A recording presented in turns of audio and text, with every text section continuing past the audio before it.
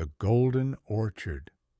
On the edge of Meadowbrook, a quaint village nestled in the cradle of rolling green hills, stood an orchard unlike any other. Its trees bore apples that shimmered with a golden glow, as if they captured sunlight and stored it within their delicate skin. This magical orchard had belonged to the Thomas family for generations, a legacy passed from one kind soul to another. To the people of Meadowbrook, the orchard wasn't just a grove of trees, it was a symbol of unity, hope, and the power of family. Grandpa Henry, the current caretaker of the Golden Orchard, was a man of gentle wisdom and unyielding optimism. His hands were weathered from decades of tending to the trees, yet his heart was as warm as the sunlight that danced across the orchard every morning. These trees grow sweeter apples when love and care are poured into them, he often told his family.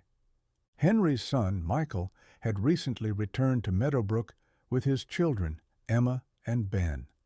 After years of living in the bustling city, Michael longed to reconnect with his roots and share the magic of the orchard with his children. While Michael's heart was still heavy from the loss of his wife, he knew that the Golden Orchard could be a place of healing for them all. One crisp morning, as the sun cast a golden hue over the orchard, Grandpa Henry called the family together under the largest apple tree. Its branches stretched wide, laden with fruit that glimmered in the light. The family's dog, Max, wagged his tail excitedly as he circled the group. "It's time for the annual Golden Orchard picnic," Grandpa Henry announced, his voice full of warmth. "This isn't just a tradition, it's how we remind the village of the magic in togetherness. This year, we're going to make it the best picnic Meadowbrook has ever seen." Emma, a curious and creative teenager, clapped her hands. "Can I string up the lanterns, Grandpa?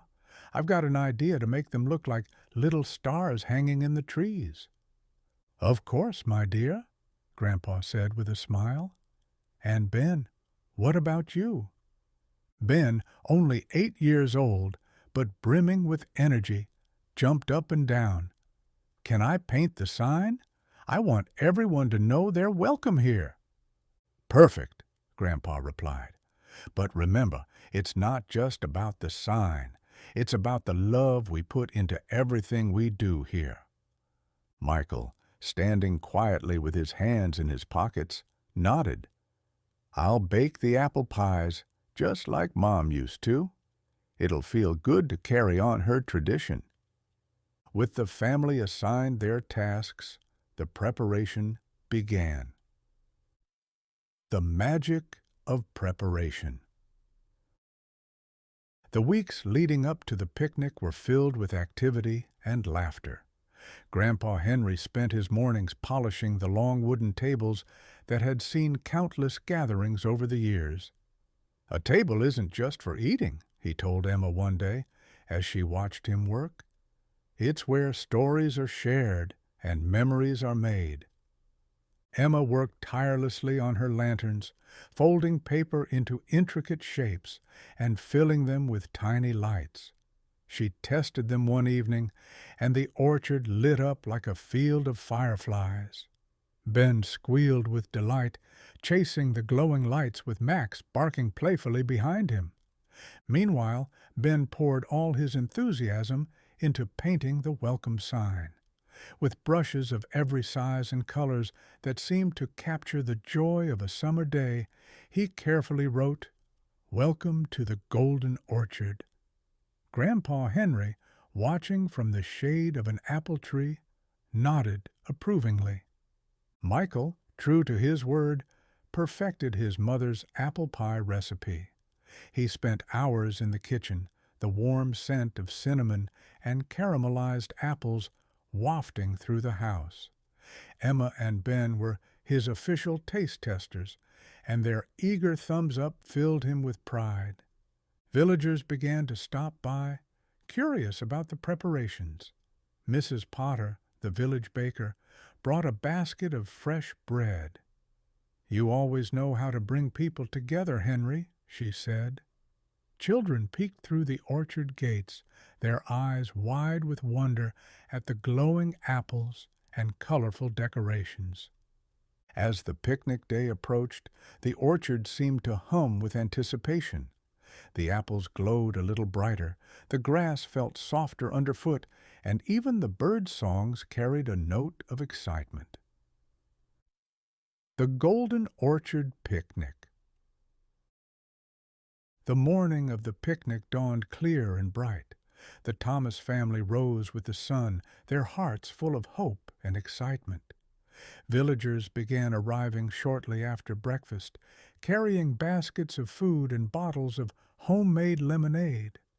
Grandpa Henry greeted each guest personally, his smile as warm as the summer air. The long wooden tables, now polished to a shine, were adorned with bouquets of wildflowers. Emma's lanterns hung between the trees, casting a magical glow even in daylight. Ben's sign stood proudly at the orchard entrance, drawing compliments from everyone who passed it. As the picnic began, the orchard buzzed with laughter and chatter. Children played tag among the trees, their joyful shrieks mingling with the rustling of leaves. Families gathered at the tables, sharing food and stories. Michael's apple pies were an instant hit, with villagers lining up for seconds. After lunch, Grandpa Henry announced the games. "First up, a sack race," he said, clapping his hands. Children and adults alike joined in, their laughter echoing across the orchard. There was a pie-eating contest next, where Michael tried valiantly to beat the reigning champion, Mr. Hargrove. Though he lost, the friendly rivalry brought even more joy to the day. As the sun began to set, painting the sky in hues of orange and pink, Grandpa Henry called for everyone's attention. He stood under the largest apple tree, holding a golden apple in his hand. "These apples have always been a part of our family," he began, his voice steady but full of emotion. "But they're not just fruit.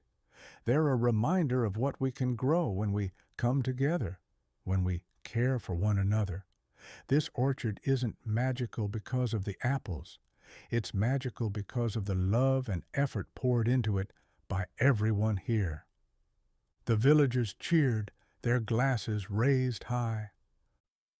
Twilight magic. As twilight descended, Michael lit a bonfire in the center of the orchard. The villagers gathered around, their faces glowing in the warm light. Children toasted marshmallows, their laughter mixing with the crackle of the fire. Emma and Ben sat close to Grandpa Henry, their eyes shining with admiration as he told stories of the orchard's history. "Did you know this orchard was planted by my great-grandfather?" he said, his voice carrying a note of pride. "He believed that nature has its own kind of magic, but that magic only works when we work with it. Every tree you see here started as a tiny seed, planted with love and patience." Emma leaned against Grandpa Henry's shoulder. "I'm going to make sure the orchard is always filled with love, Grandpa," she said. "That's my girl," Grandpa replied, patting her hand.